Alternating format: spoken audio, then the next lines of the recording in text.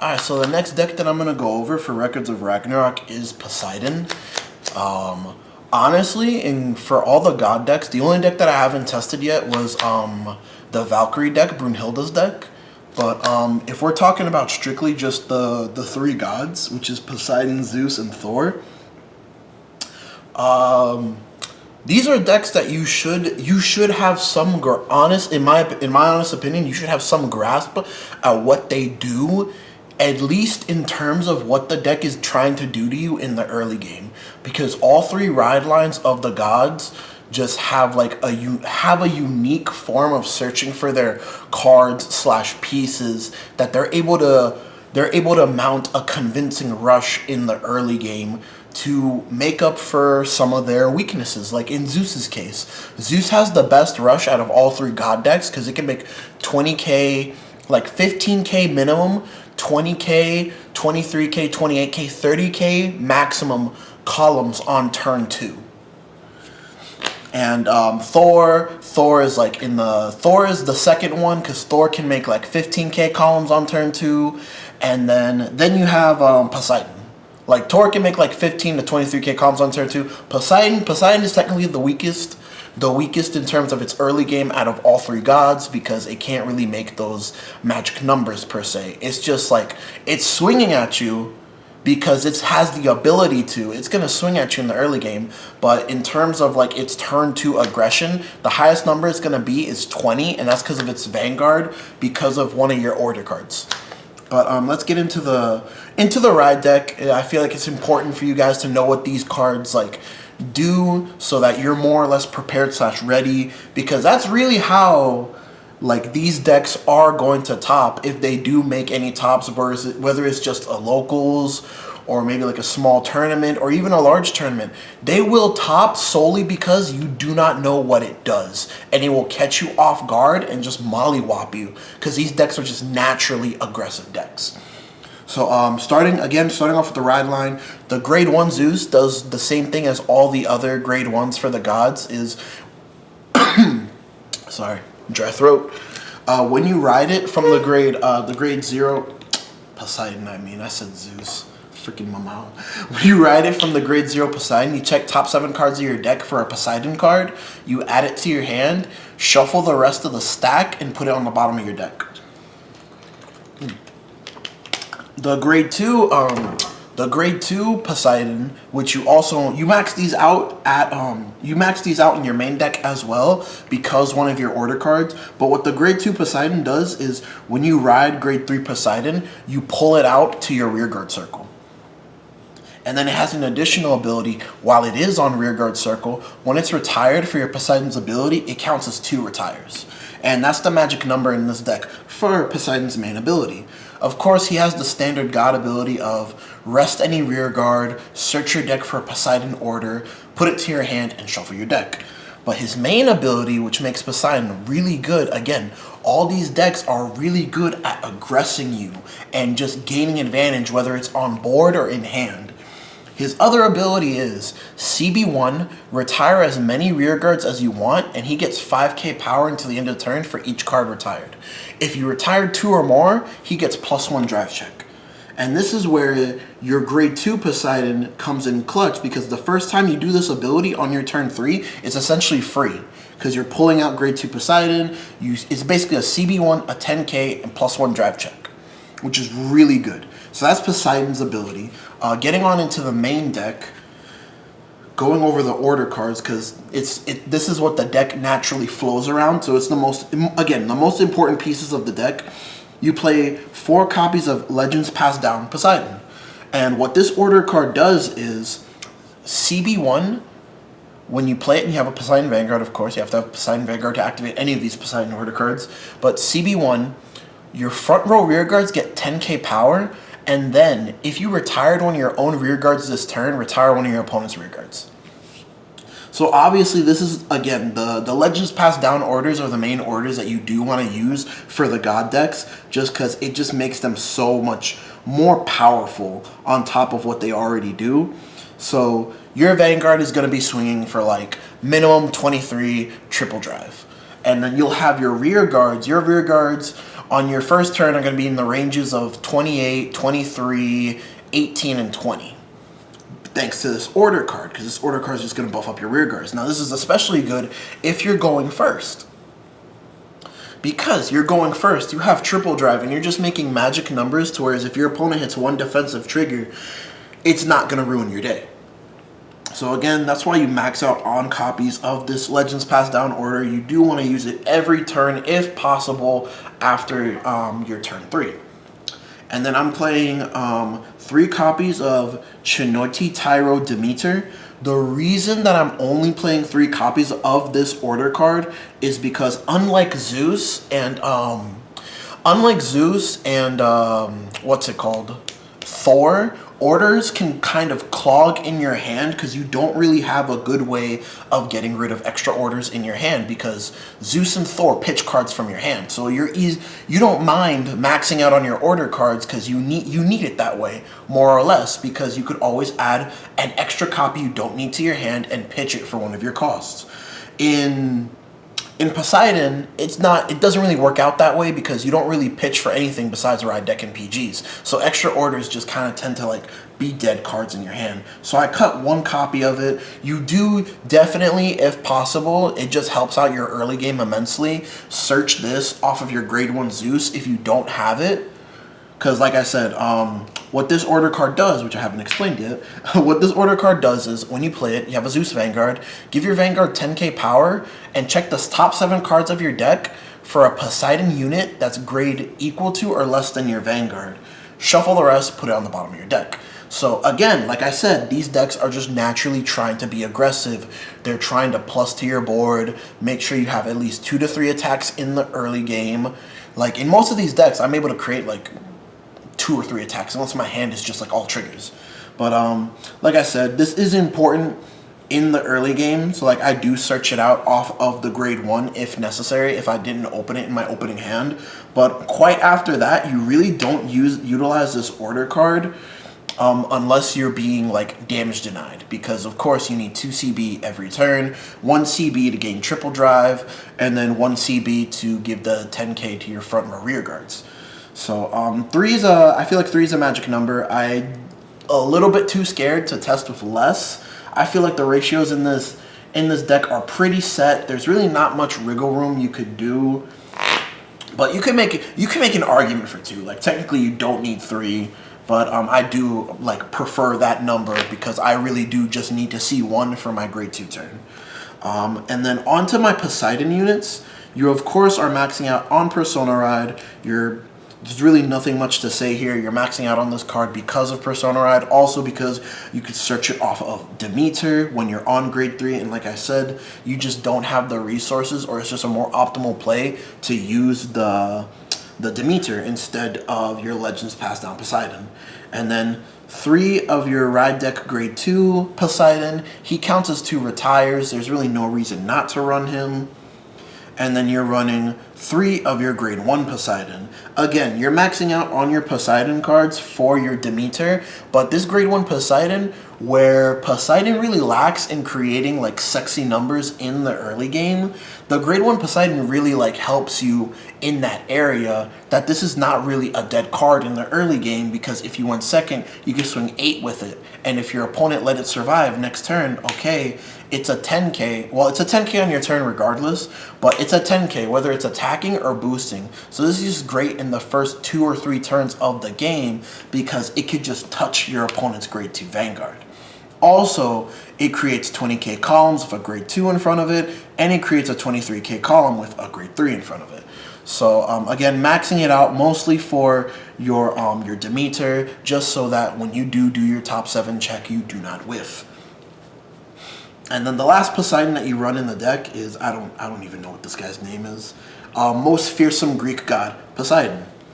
Now what this card does is, its very interesting effect is when it is retired from rear guard for one of your abilities, you could Soul Blast 1, call it to rear guard at rest, and if you have a Poseidon Vanguard, restand it, give one of your units +5. So this card is just really good in terms of you can make really consistent numbers. Like I said, 23, 25, 28, 33k columns with like just 1 unit. Because, like, let's say I have an 8K behind this, I pop this, I call it right back in front of the 8K, and then I give 5K to the other line, which only has one unit in front of it. So, yeah, like I said, like, you need it for the deck and its strategy. This deck is very much, like I said, there's really little to no wiggle room in this deck. It's very much like built out of the box. It's more of so how you play it out of the box. But onto my other units that I do play in the main deck. Let's see, where do I have space? I guess I'll just put it here. I play 2 of God of Cunning Loki. Now, God of Cunning Loki works out really well in this deck because the only thing you really have using your soul is your fearsome Poseidon, which costs 1 Soul Blast. Now, Loki has 2 abilities. His first ability is Soul Blast 1. If you have a God Vanguard, reveal the top card of your deck. If it's a God, call it to rear guard.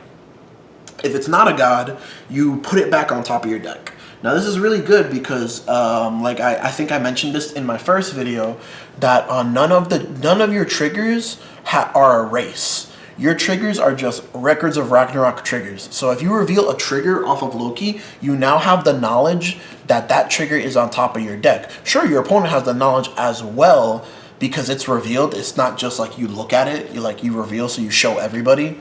But it just helps you in the fact of just sculpting the top cards of your deck. You already have triple drive, and if it helps you guarantee like at least 1 trigger check, that's really beneficial towards you. Now, his second ability is the ability that I use more often than not, because my Poseidon is swinging minimum 23, like maximum like 28, 38, 33, 43 even at times. His second ability is back row center column, so it has to be behind the Vanguard to activate his ability. If your opponent's Vanguard is grade 3 or greater, you have to be on grade 3, and your opponent's Vanguard is grade 3 or greater, rest this card, your front row rear guards get +5. So this really just helps you, especially like if you're going second, or on Persona Ride turns, you were giving a 10K to the front row, you use Legends Pass Down Poseidon, you're giving a 20K to the front row, then you use Loki, you're giving a 25K to your front row rear guards, which is very nice. This deck makes very nice numbers, and it has triple drive on top of it, and it's able to, like I said, just cycle through the deck very quickly and efficiently. Then I still play 4 copies of Follower Hermes, like I do in my Zeus deck.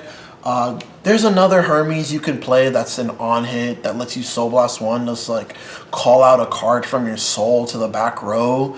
But this Hermes is just so much better. Again, the ability that the gods have to just be able to sculpt the top card of their deck is just it's just so abusable, especially in the early game. If I open my hand with Hermes, 1 or 2 Hermes in the early game, and I'm going second, I can more often than not guarantee 1 trigger on top of my deck, because of Hermes' ability is, if you didn't watch the Zeus profile, which you should, by the way, like, comment, subscribe, and check out that profile. His ability is, when he's placed on rear guard, if you have a God Vanguard, you look at the top card of your deck.